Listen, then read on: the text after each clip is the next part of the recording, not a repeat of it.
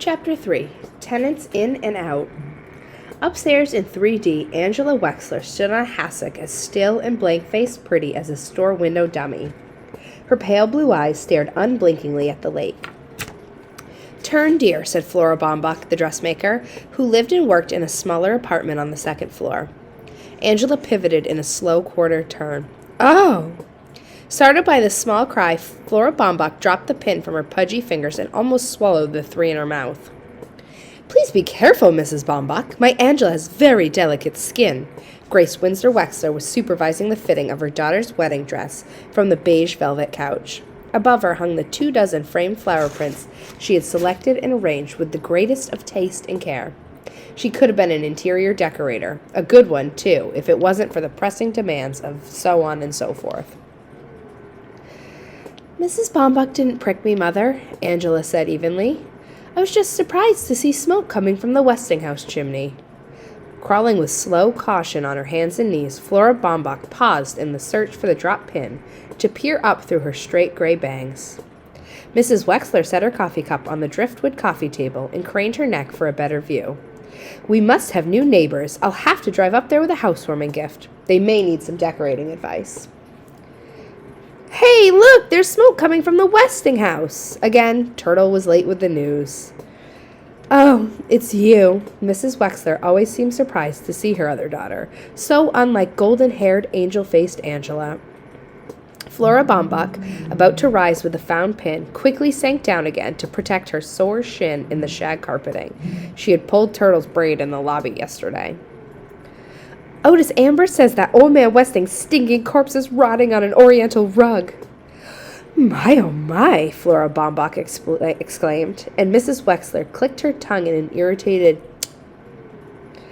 Turtle decided not to go on with the horror story. Not that her mother cared if she got killed or ended up a raving lunatic. "Mrs. Baumbach, could you hem my witch's costume? I need it for tonight." Mrs. Wexler answered, "Can't you see she's busy with Angela's wedding dress? And why must you wear a silly costume like that? Really, Turtle, I don't know why you insist on making yourself ugly." "It's no sillier than a wedding dress," Turtle snapped back. "Besides, nobody gets married anymore, and if they do, they don't wear silly wedding dresses." She was close to a tantrum. "Besides, who would want to marry that stuck-up, know-it-all, marshmallow-faced Dr. Denton? That's enough out of your smart mouth." Mrs. Wexler leaped up, hand ready to strike. Instead, she straightened a framed flower print, patted her fashionably honey-blonde hairdo, and sat down again.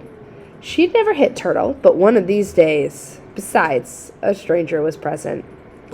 "Dr. Deer is a brilliant young man," she explained, for Flora Baumbach's ears. The dressmaker smiled politely. "Angela will soon be Angela Deer. Isn't that a precious name?" The dressmaker nodded. "And then we'll have 2 doctors in the family. Now, where do you think you're going?" Turtle was at the front door.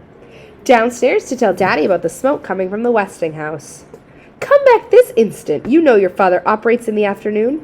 Why don't you go to your room and work on stock market reports or whatever you do in there?" "Some room. It's even too small for a closet." "I'll hem your witch's costume, Turtle," Angela offered. Mrs. Wexler beamed on her perfect child draped in white. "What an angel!" Crow's clothes were black, her skin dead white. She looked severe, rigid in fact. Rigid and righteously severe. No one could have guessed that under that stern facade her stomach was doing flip-flops as Dr. Wexler cut out a corn. Staring down at the fine lines of pink scalp that showed through the podiatrist's thinning light brown hair did nothing to ease her queasiness. So, softly humming a hymn, she settled her gaze on the north window. "Smoke!" "Watch it!" Jake Wexler almost cut off her little toe along with the corn. Unaware of the near amputation, the cleaning woman stared at the Westinghouse. "If you'll just sit back," Jake began, but his patient did not hear him. She must have been a handsome woman at one time, but life had used her harshly. Her faded hair, knotted in a tight bun on the nape of her gaunt neck, glinted gold red in the light. Her profile was fine, marred only by the jut of her clenched jaw. Well, let's get on with it. Friday was his busy day. He had phone calls to make. "Please sit back, Mrs. Crow. I'm almost finished." "What?" Jake gently replaced her foot on the chair's pedestal. "I see you've hurt your shin."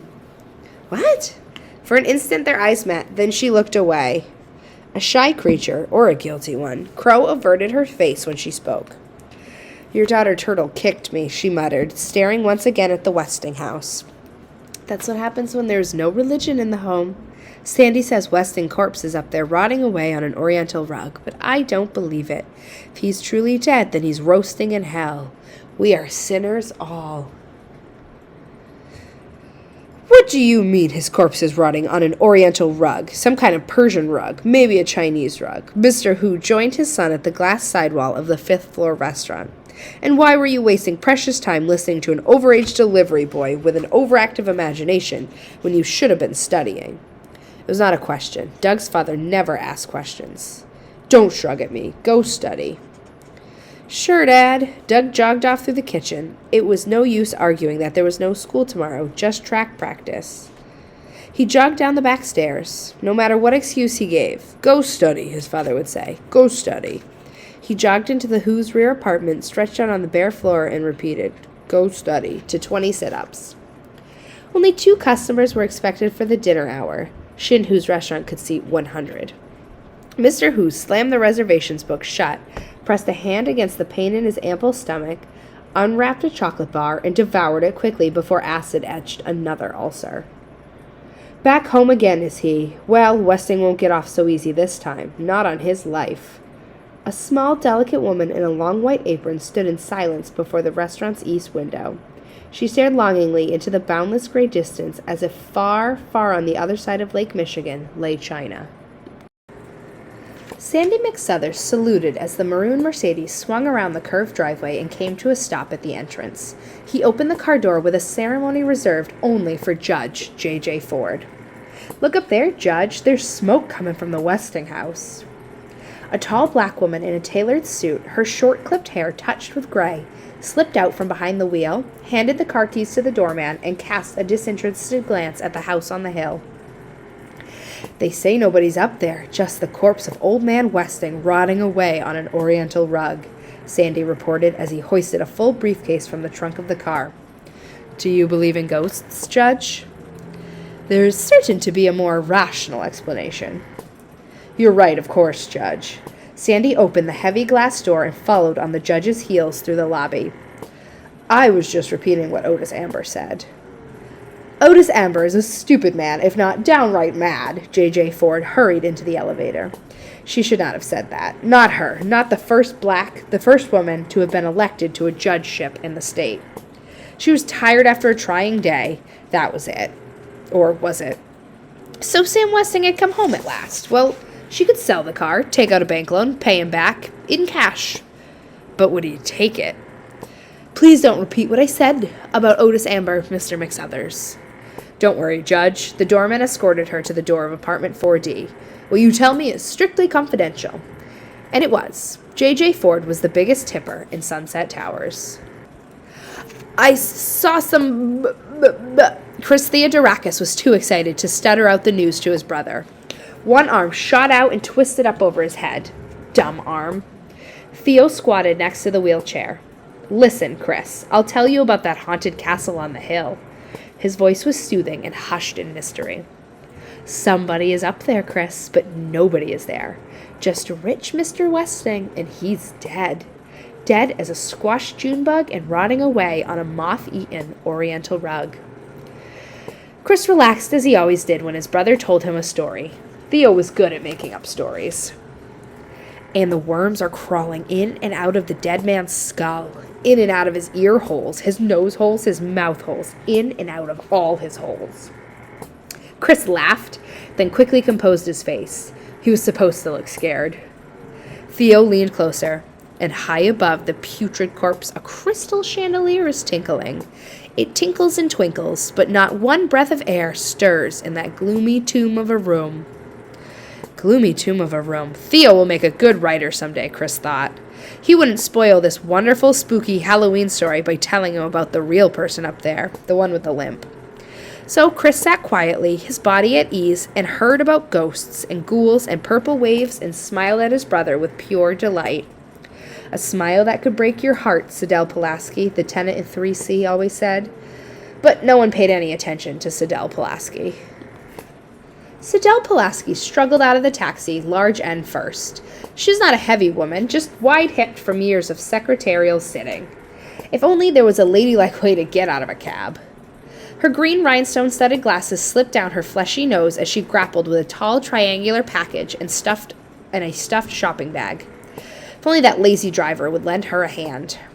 Not for a nickel tip, he wouldn't. The cabbie slammed the back door and sped around the curved driveway, narrowly missing the Mercedes that Sandy was driving to the parking lot.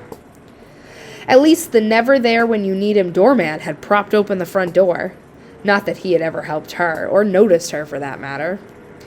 No one ever noticed. Sidel Pulaski limped through the lobby. She could be carrying a high-powered rifle in that package and no one would notice. She had moved to Sunset Towers hoping to meet elegant people, but no one had invited her in for so much as a cup of tea. No one paid any attention to her except that poor crippled boy whose smile could break your heart, and that bratty kid with the braid. She'll be sorry she kicked her in the shin. Juggling her load, earrings jingling and charm bracelet jangling, Sidel Pulaski unlocked the several locks to apartment 3C and bolted the door behind her. There'd be fewer burglaries around here if people listened to her about putting in deadbolt locks. But nobody listened. Nobody cared. On the plastic-covered dining table, she set out the contents of the shopping bag. 6 cans of enamel, paint thinner, and brushes. She unwrapped the long package and leaned 4 wooden crutches against the wall. The sun was setting over the parking lot, but Sidel Pulaski did not look out her back window. From the side window, smoke could be seen rising from the Westinghouse, but Sidel Pulaski did not notice. No one ever notices Sidel Pulaski, she muttered, but now they will. Now they will.